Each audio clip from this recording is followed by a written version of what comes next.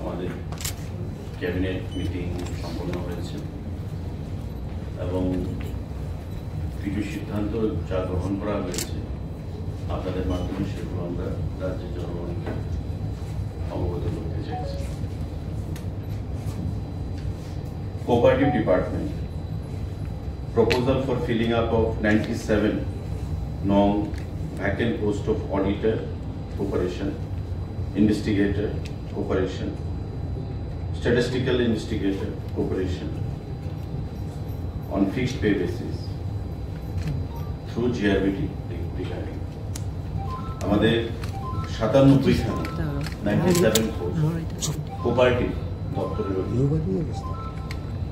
বিভিন্ন পদে যে পদগুলো আমি এখানে উল্লেখ করলাম, auditor, cooperation, investigator, statistical investigator, এই তিনটি পদে টোটাল 97টা পোস্ট ফিল আপ করা হবে, পোস্ট, এবং সবটাই জিআরবিটির মাধ্যমে এই পোস্টগুলো ফিল আপ করা হবে। গতকালকের ক্যাবিনেটে মাননীয় মুখ্যমন্ত্রী পৌরোহিত্যে সিদ্ধান্ত গ্রহণ করা হয়েছে এবং খুব শীঘ্রই দপ্তর থেকে জিআরবিটির কাছে প্রস্তাব পাঠানো হবে এবং এই প্রস্তাব পাওয়ার পর জিআরবিটি পরীক্ষার মাধ্যমে সেই 97 খানা বিভিন্ন পদে যে পদগুলো এখানে উল্লেখ করা হয়েছে সেই পদে পূরণ করার লক্ষ্যে সেখানে পরীক্ষা গ্রহণ করবে। Proposal for filling up of 97 vacant post of auditor, investigator, statistical investigator, cooperation, group C, non-gazetted. তিনটাই গ্রুপ সি পোস্ট। আর আপনারা জানেন যে গ্রুপ সি, গ্রুপ ডি এখন জিআরবিটির মাধ্যমে রিক্রুটমেন্ট করা হয়ে থাকে এবং জিআরবিটির মাধ্যমে এই 97 খানা পোস্ট কোঅপারেটিভ দপ্তরের গ্রুপ সি সেগুলো নিয়োগ করা হবে। গতকালকের ক্যাবিনেট মিটিং এ সেটা সিদ্ধান্ত গ্রহণ করা হয়েছে। সাংবাদিক বন্ধুরা, proposal for filling up of 28 posts of supervisor, ICDS, direct recruitment for ICDS projects under education, social welfare and social education department.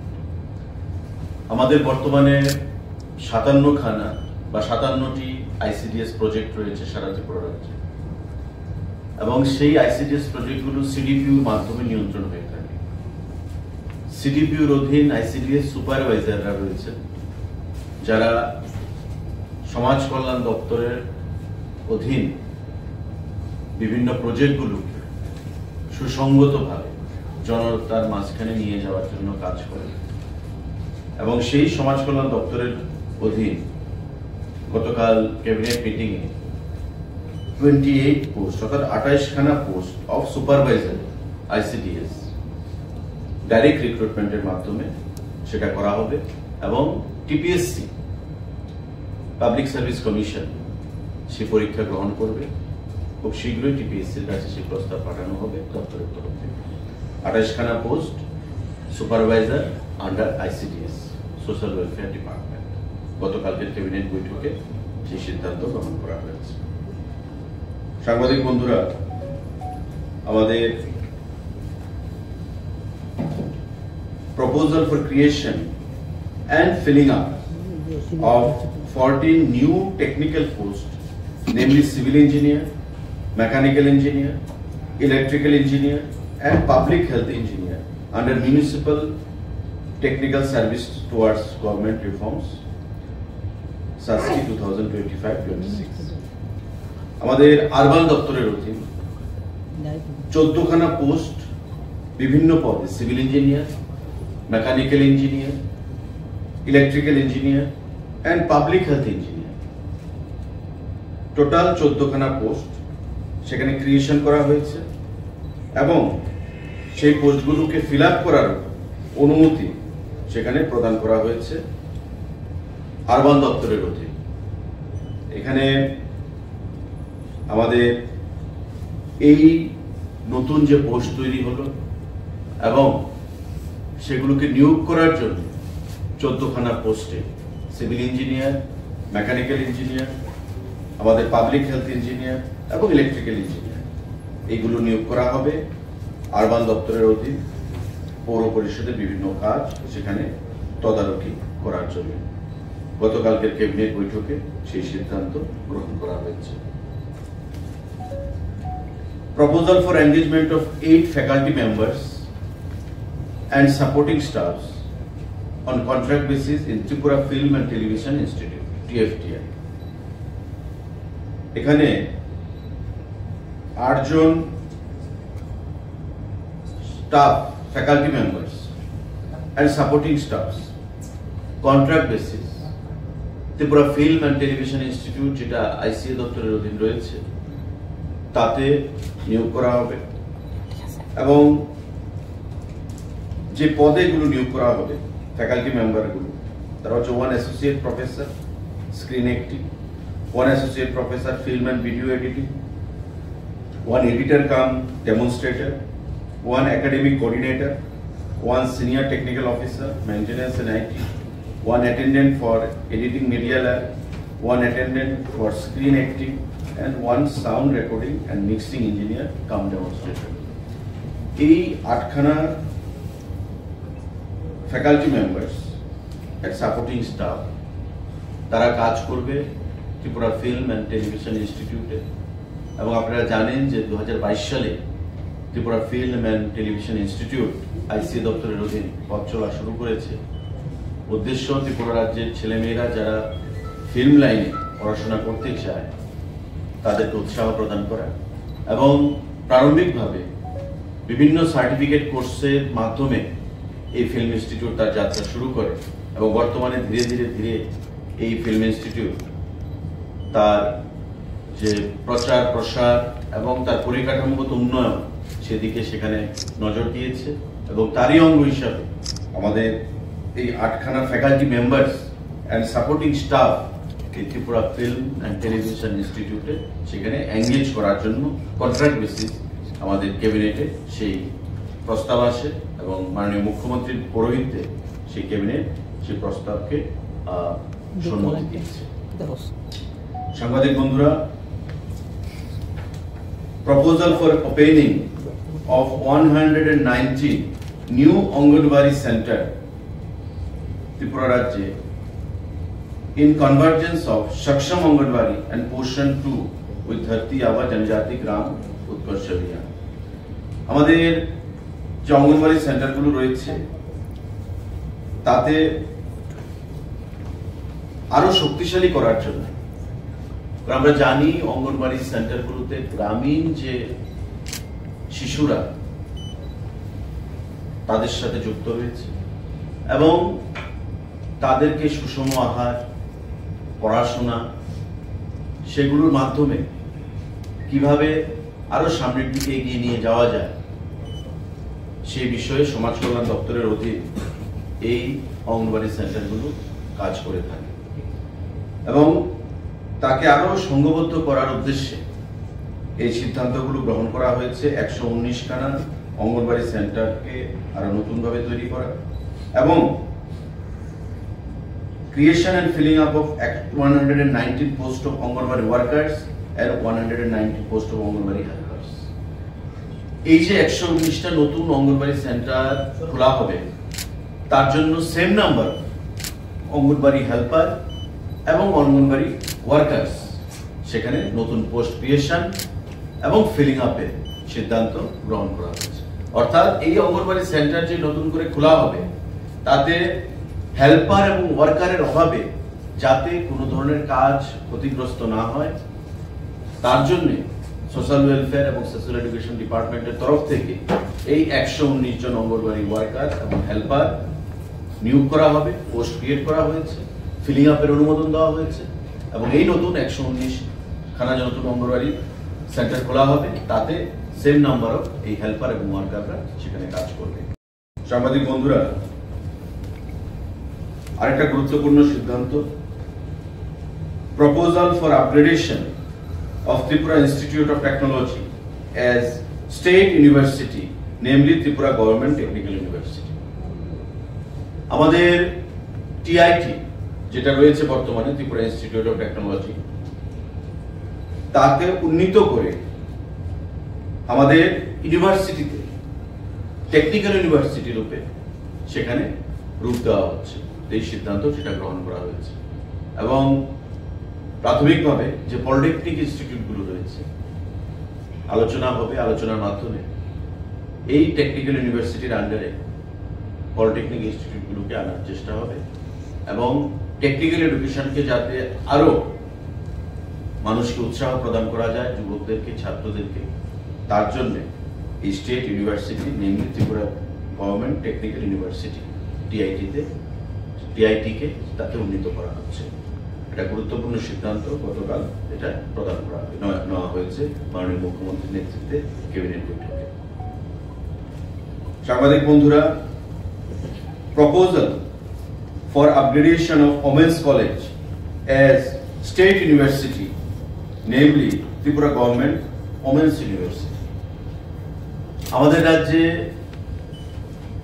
যে ইউনিভার্সিটি রয়েছে সরকারিভাবে, ত্রিপুরা সেন্ট্রাল ইউনিভার্সিটি এবং আপনাদের এই যে এমবিবি ইউনিভার্সিটি, তো মহিলাদের কোন ইউনিভার্সিটি সেখানে নেই।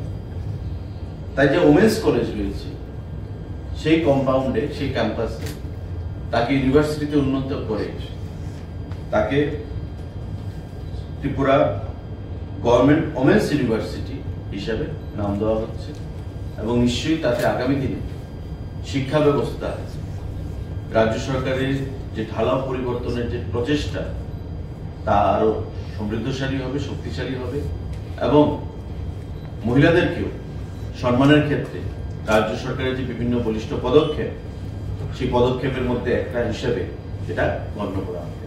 এই স্টেট ইউনিভার্সিটিকে, আমাদের ওমেন্স কলেজকে স্টেট ওমেন্স ইউনিভার্সিটিতে রূপান্তর করা।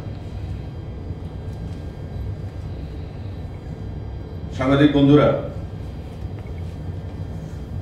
Directorate of Secondary Education proposal for creation and filling up of 22 new posts of Group D night guard under the Directorate of Secondary Education, Tripura, or fixed pay basis by রাজ্য সরকারের শিক্ষা দপ্তর secondary এডুকেশনের অধীন 22 জন নতুন group D post, সেটা night guard নিয়োগ করা হবে। গতকাল ক্যাবিনেট বৈঠকে মুখ্যমন্ত্রী পৌরোহিত্যে এই সিদ্ধান্ত গ্রহণ করা হয়েছে।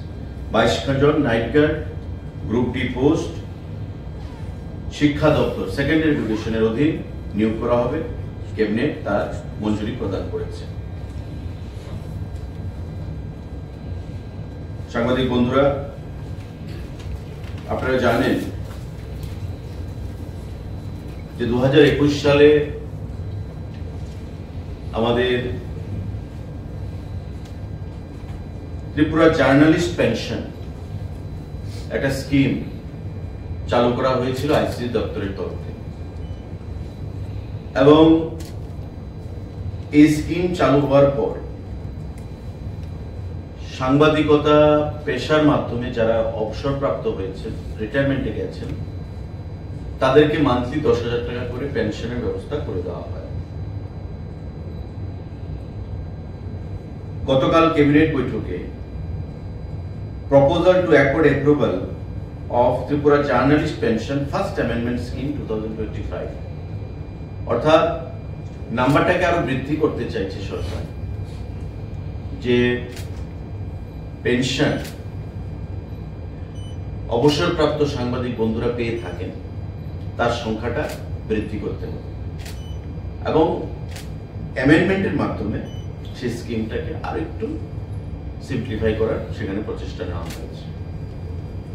এবং ত্রিপুরা জার্নালিস্ট সম্মান পেনশনের পাশাপাশি আরেকটা স্কিম রয়েছে, ত্রিপুরা জার্নালিস্ট পরিবার সুরক্ষা পেনশন, অর্থাৎ কোন সাংবাদিক, অবসরপ্রাপ্ত সাংবাদিক সে পেনশন পাচ্ছে, তার যদি মৃত্যু ঘটে তবে তার পরিবারকে সুরক্ষা দেওয়া, তার জন্য এই স্কিম, অর্থাৎ ত্রিপুরা জার্নালিস্ট পেনশন স্কিম 2021, তার দুটো সাব স্কিম রয়েছে। একটা হচ্ছে ত্রিপুরা জার্নালিস্ট সম্মান পেনশন সাব স্কিম, আরেকটা হচ্ছে ত্রিপুরা জার্নালিস্ট পরিবার সুরক্ষা পেনশন। একটা হচ্ছে জার্নালিস্ট পাবে, আরেকটা হচ্ছে জার্নালিস্টের অবর্তমানে তার পরিবার পাবে। তাতে সামান্য মডিফিকেশন আনা হয়েছে এবং বর্তমানে কি রয়েছে, বর্তমানে the journalist must be accredited from Information and Cultural Affairs Department for last 10 years. বর্তমানে যারা পাচ্ছে 10 বছর তার অ্যাক্রিডিটেশন লাগবে এবং এই 10 বছরের অ্যাক্রিডিটেশন যদি থাকে ওরা নিশ্চয়ই তাকে অবসরপ্রাপ্ত হতে হবে। এখন যে অ্যামেন্ডমেন্টে প্রস্তাব রাখা হয়েছে সেটা হচ্ছে the journalist must be accredited from the Information and Cultural Affairs Department for the last 10 years. However, the journalist who completed at least 25 years of journalism and possesses accreditation card for at least 10 years prior to attainment of 60 years. মানে 60 বছর এতদিন হতো 60 বছর হতে হবে অবসরপ্রাপ্ত। তো এখন 60 বছর না হলেও চলবে যদি সে 25 বছর সাংবাদিকতা পেশার সঙ্গে যুক্ত থাকে এবং 10 বছরের মধ্যে তার অ্যাক্রিডিটেশন কার্ড থাকে, তবে তার 60 বছর না হলেও সেখানে চলবে। আর তার আগে কি ছিল? The journalist should not be convicted of any criminal cases or should not have any charges of offense by any law. আর এখন এটাই রাখা হয়েছে the journalist applying for the scheme should not have been convicted by any criminal cases. মানে সে তো convicted হলে চলবে না, কোনো অবস্থাতেই তার কোনো ক্রিমিনাল কেসেস বা কনভিকশন হয়েছে এমন হলে কোনো কিছুতে আপনারা জানেন সরকারি কোনো বেনিফিট সেখানে পাওয়া যায় না। তো সেই থেকে এটা একই রাখা হয়েছে, এটা একটু পরিবর্তন সেখানে আনা হয়েছে। অর্থাৎ আমরা চাইছি যে নাম্বার অফ যে বেনিফিশিয়ারি সেটাকে ইনক্রিজ করতে, এবং আগে যে ধারণা ছিল বা আগে যে প্রপোজাল ছিল বা আগে যে যেটা এস্টাবলিশড নর্মস ছিল যে 60 years he must attain the age of 60 years and 10 বছরের অ্যাক্রিডিটেশন তার থাকতে হবে। আর এখন বলা হচ্ছে যে 10 বছরের অ্যাক্রিডিটেশন থাকতে হবে কিন্তু তার 60 ইয়ার্স না হলেও চলবে যদি সে 25 বছর তার সাংবাদিকতা পেশার সঙ্গে সে যুক্ত থাকে, then he or she can apply এই যে স্কিমটার জন্য। আমাদের উদ্দেশ্য, সরকারের উদ্দেশ্য বা মাননীয় মুখ্যমন্ত্রীর উদ্দেশ্য যে এই যে বেনিফিটটা সংখ্যাটা যে পাচ্ছে সেই সংখ্যাটাকে আরো বৃদ্ধি করা। এবং এখন দেখবেন যে 25 বছর সাংবাদিকতার সঙ্গে যুক্ত রয়েছে এমন অনেক পরিবার বা অনেক সাংবাদিক বন্ধু রয়েছে যারা 60 ইয়ার্স হয়নি কিন্তু 25 বছর সাংবাদিকতার সঙ্গে যুক্ত রয়েছে এবং 10 বছরের ধরে তার অ্যাক্রিডিটেশন কার্ড রয়েছে। তো তাদেরকে আমরা সেই ফ্যাসিলিটি দিতে চাইছি মাননীয় মুখ্যমন্ত্রীর চেষ্টা বা আমাদের সরকারের তথ্য সংস্কৃতি দপ্তরের সেই প্রচেষ্টা। এই সিদ্ধান্তগুলো গতকাল ক্যাবিনেট বৈঠকে গ্রহণ করা হয়েছে। সাংবাদিক বন্ধুরা, আপনাদের যদি কারো কোনো প্রশ্ন থাকে প্লিজ ফিল ফ্রি। স্যার রানীবাজারে একটা বৈঠক করেছেন আসামাগত জাতীয় সড়কের ল্যান্ড নিয়ে, এটা নিয়ে একটু যদি কোন আজকে আপনার বিধানসভা কেন্দ্রে এটা নিয়ে একটু যদি কি বিষয়ে বৈঠক হয়েছে যদি একটু কোন।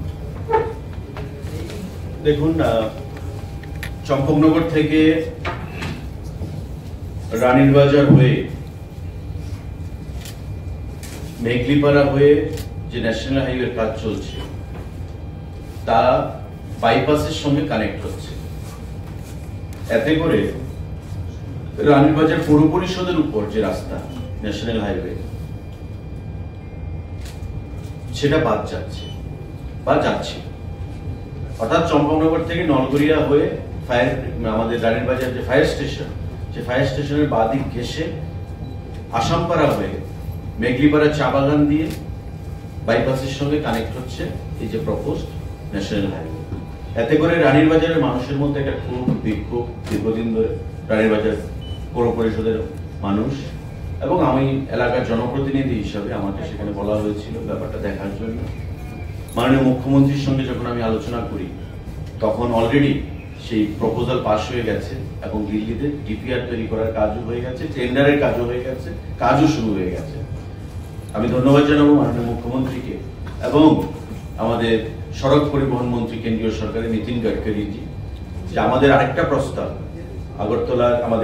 আগরতলার চন্দ্রপুর পর্যন্ত ওই রানীরবাজারে যেখান থেকে আমাদের ন্যাশনাল হাইওয়ে ডাইভারশন নিয়েছে বাদিকে মেঘলিপাড়া চা বাগান হয়ে বাইপাসের সঙ্গে কানেক্ট হয়েছে রানীরবাজারকে বাদ দিয়ে, ওই জায়গা থেকে আরেকটা ন্যাশনাল হাইওয়ে প্রস্তাব, আরেকটা রাস্তার প্রস্তাব আগরতলা আইএসবিটি চন্দ্রপুর পর্যন্ত সেটা কেন্দ্রীয় সরকারকে পাঠানো হয়েছে। আমি মাননীয় মুখ্যমন্ত্রীকে অনুরোধ করেছিলাম এবং মাননীয় মুখ্যমন্ত্রী তাতে সহযোগিতা করেছেন এবং কেন্দ্রীয় সরকারের সঙ্গে আলোচনা করে আরো প্রায় 430 কোটি টাকার উপর ফান্ড সেখানে স্যাংশন করিয়েছে।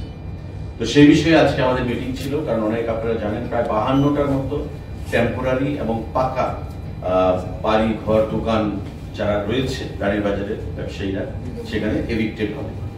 অলদো ন্যাশনাল হাইওয়েজ মানে পিডব্লিউডির এনএইচ থেকে তাদেরকে কম্পেনসেট করা হবে তাদের মানে রুলস অনুযায়ী, নর্মস অনুযায়ী, কিন্তু তারপরেও যে ধানচমনির যে রাস্তা, মরাচমনির যে রাস্তা, সেগুলোকে সুন্দর করে, কারণ এগুলো হচ্ছে অ্যাক্সিডেন্ট প্রোন এলাকা, প্রতিদিন অ্যাক্সিডেন্ট হচ্ছে, মানুষ প্রাণ হারাচ্ছে, মাথায় আঘাত পাচ্ছে, বাড়িঘর বিক্রি করে বাইরে ট্রিটমেন্টে যেতে হচ্ছে। তো এই ন্যাশনাল হাইওয়ে আমরা দেখলাম যদি এবার না হয় তাহলে আগামী 25 বছরেও আর সেটা করা যাবে না। তাই মাননীয় মুখ্যমন্ত্রীকে আমরা বিশেষ করে জেলাকার জনপ্রতিনিধি হিসাবে আমি যখন আহ্বান জানালাম, আবেদন জানালাম, উনি তাতে সাড়া দিয়েছেন এবং কেন্দ্রীয় সরকারের মন্ত্রী সড়ক পরিবহন নীতিন গাডকারিজির সঙ্গে কথা বলেছেন এবং সেটাকে 430 কোটি টাকার উপর ফান্ড কেন্দ্রীয় সরকার তাতে মঞ্জুরি দিচ্ছে এবং সেটা হবে চন্দ্রপুর আইএসবিটি পর্যন্ত, যে রাস্তা প্রশস্ত হবে, ওয়াইডনিং হবে, সেটা রানীর বাজার আমাদের ফায়ার স্টেশন থেকে। তো সে বিষয়ে আজকে আমাদের মিটিং ছিল। আগামী কিছুদিনের মধ্যে ডিপিআর হবে এবং টেন্ডার হবে। আমরা আশা করছি 6 মাসের মধ্যে সেখানে কাজ শুরু করার কাজ প্রক্রিয়া সম্পন্ন হবে। রাজ্যে একটা উদিপুর থেকে নাগরদোলা যে বাসগুলো চলছে সেখানে একটা উত্তেজনা দেখা যাচ্ছে, যাত্রীরা চরম দুর্ভোগ হচ্ছেন, স্ট্রাইক দেওয়া হচ্ছে, সেই বিষয়টাকে আপনাদের নজরে এসেছে এবং সেই বিষয়ে বলা হয়েছে, আলোচনা হয়েছে, পরিস্থিতি এখন স্বাভাবিকের পথে, কোনো বিষয় নেই। স্যার আরেকটা কোয়েশ্চেন স্যার, এই যে এফিলিয়েশন এখন স্যার আমরা দেখতে পাচ্ছি মানে যাদের অনেক বছর ধরে সংগঠিত করছে তাদেরকে কিন্তু এফিলিয়েশন কার্ডের আওতায় আনা হয়নি। আমরা স্যার এমন উদাহরণ দেখতে পাচ্ছি গুলবাজারের মৎস্য বিক্রি করে ওরা স্যার এফিলিয়েশন কার্ড নিয়ে করছে, কিন্তু যারা প্রকৃত সাংবাদিক ওরা স্যার এফিলিয়েশন কার্ড পাইল। স্যার যদি বিষয়টা একটু নিয়ে একটু আলোচনা। দেখুন, আইসিএ দপ্তর মাননীয় মুখ্যমন্ত্রীর হাতে রয়েছেন, সেই বিষয়ে আমার কথা বলা ঠিক হবে না। আপনারা আইসিএ দপ্তরের সঙ্গে আলোচনা করবেন, সেখানে আপনাদের যে বিষয়বস্তু রয়েছে সেগুলো ডাইরেক্টর বা সেক্রেটারি নজরে সেগুলো আনবেন। ঠিক আছে স্যার, একটা জাস্ট টোটাল পোস্টাল ট্যাগ বা ইংরেজি total sector, and we find that education is one of the major sector because you are also coming with 2 new university in the state. So can you sir speak little on it? Under the chairmanship of Honorable Chief Minister, we had our cabinet meeting yesterday in presence of other cabinet ministers, and decisions for recruitment under different category has been taken and given nod by the cabinet.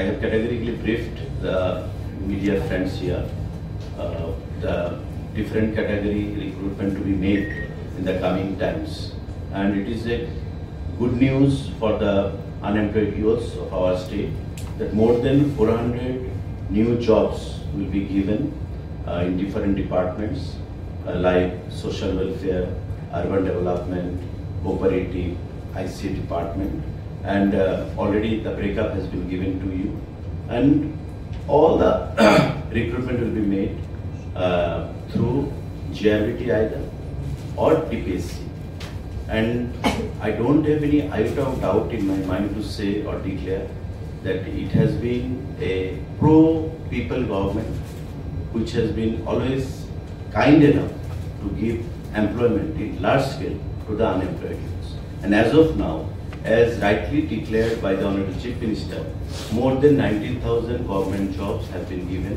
in different categories, different level whatsoever to the unemployed youths of our state. So this process will continue in the coming times, and we solicit help or cooperation from the youths of our state and urge them to bestow their faith and confidence upon the government under the stewardship of our Honorable Chief Minister, Professor Dr. Manik Singh. So in recent times we have seen a lot of universities coming. It's not only government, private universities are also coming.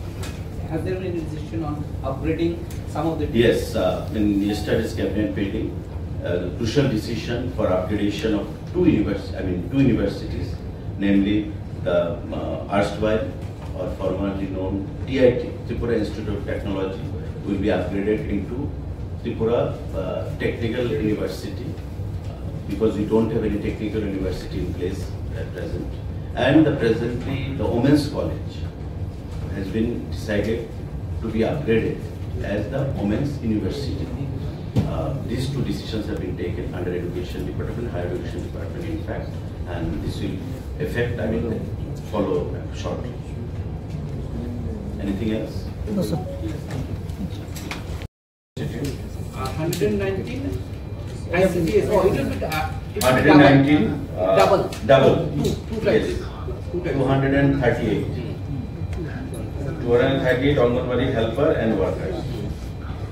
And night guard আছে 22 night guard. Total মোটামুটি সবাই একবার add করে দাও নালে কি না ভাঙ্গা করাটা খুব টাফ হয়ে যায় করছিলা করছো 280 more than 400 is good enough. 119 into 238. Then 8 TFTI. Then 14 under urban development, engineering staff. 28 ICDS. 97 cooperative. Cooperation. Night guard আছে কিছু. Night guards. 22. Now cumulative. More than 400 is